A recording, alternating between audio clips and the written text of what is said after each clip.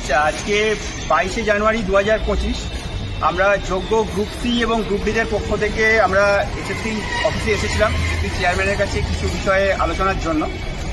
মূলত গত 15 তারিখে যে হিয়ারিংটা আমাদের হয়, তো সুপ্রিম কোর্টে যেটা হয়, তো সেখানে অনেক বিষয় উঠে এসছে, নতুন নতুন তথ্যাদি উঠে এসছে। তো সেগুলো সম্পর্কে কিছু ডাউট এবং ভবিষ্যতে এসএসসি কি স্ট্যান্ড নিতে চলেছে সুপ্রিম কোর্টে আমাদের বিষয়, যোগ্যদের বিষয়, সেই বিষয়ে ডাউট ক্লিয়ারিংয়ের জন্যই মোটামুটি আমরা এসেছি। তো আমরা প্রথমেই আমরা জিজ্ঞেস করেছি এসে যে গ্রুপ সি গ্রুপ ডিতে অ্যাকচুয়াল ভ্যাকেন্সি আপনারা কত, বা অন্যান্য টেকনিক্যাল বিষয়গুলো যেগুলো আছে, তো উনি যথোপযুক্ত উত্তর দিয়েছেন। এছাড়াও যে বিভিন্ন বিষয়গুলো আমরা এখন উঠে আসছি, যে কেসের অনুযায়ী রেশিও ভায়োলেশন, আপনার রুল মেন্টে বা আপনার মাল্টিপল র্যাঙ্ক, এই সমস্ত যে বিষয়বস্তুগুলো আসছে, সেই সমস্ত বিষয়ে কিছু ক্ল্যারিফিকেশন চেয়েছি। উনি বিষয়গুলো জানিয়েছেন, কী কী বক্তব্য রেখেছেন সেগুলো আমরা ওপেন ভিডিওতে পরিষ্কার বলছি না, আমরা আমাদের ভেরিফাইড গ্রুপে দিয়ে দেবো। এছাড়াও ক্যাটেগরি ওয়াইজ, জেন্ডার ওয়াইজ যে বিভিন্ন একটা ওয়েটিং লিস্টের লম্বা তালিকা হয়েছে বা অন্যান্য বিষয়গুলো হয়েছে, সেই সমস্ত বিষয় আমরা ডিটেলে জানতে চেয়েছিলাম।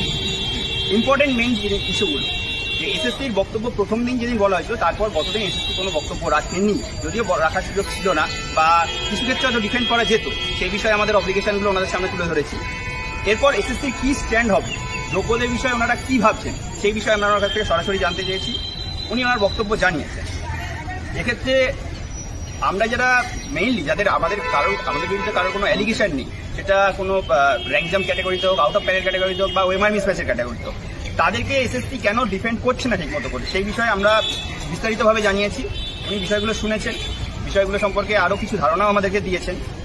মোটামুটিভাবে একটা বিষয় আমি পরিষ্কার করে বলতে চাই, আমরা এসএসসি কিন্তু এখানে পিটিশনার, এসএসসি কিন্তু সমস্ত সময় এখানে চেঁচিয়ে সবকিছু বলতে পারবে বলে আমার মনে হয় না। ফলে আপনারা যদি ঘরে বসে থাকেন যে এসএসসি এখানে যোগ্যদের লিস্ট আলাদা করে দিয়ে দেবে বা সমস্ত কিছু করে দেবে, সেটা কিন্তু হবে না।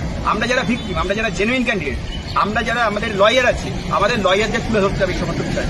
আপনারা দেখেছেন আগের দিন আমাদের গ্রুপ সি এবং গ্রুপ ডিদের পক্ষ থেকে লয়াররা বিভিন্ন রকমভাবে বলেছে। এইরকমভাবে আরও যারা যোগ্যদের আছেন, যোগ্য গ্রুপ সি গ্রুপ ডি হতে পারে, যোগ্য শিক্ষকদের হতে পারে, যারাই আছেন, তারা আপনাদের সমস্ত মেইন পয়েন্টগুলো তুলে ধরবেন।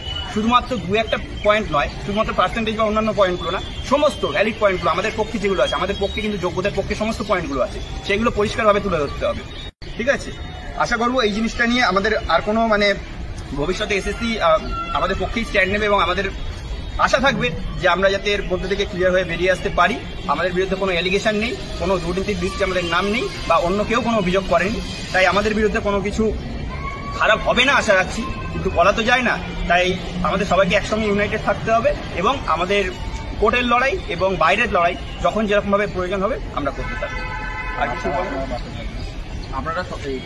আপনারা সকলে পাশে থাকবেন। এইভাবে ইউনাইটেডভাবে লড়লে ফল যে ভালো হতে পারে সেটার একটা ধারণা আমরা পাচ্ছি, সেই দিকেই আমাদের এগিয়ে যেতে হবে। নেগেটিভ অনেক কিছু থাকবে, কিন্তু নেগেটিভ কথাগুলোকে আমাদের মাথার মধ্যে দিয়ে সরিয়ে রেখে পজিটিভের দিকে এগিয়ে যেতে হবে। কোর্টের ফলাফল তো আমরা আগে থেকে অ্যাজাম্পশন করতে পারি না, কিন্তু পজিটিভ রেখে আমাদেরকে এগিয়ে চলতে হবে। এবারে কোর্ট কী করবে সেটা কোর্টের ব্যাপার, সেটা পরবর্তীকালে যখন হিয়ারিং চলবে, শুনানির দিকে এগোবে, তখনই আমরা এর বিস্তারিত বিবরণ বুঝতে পারব।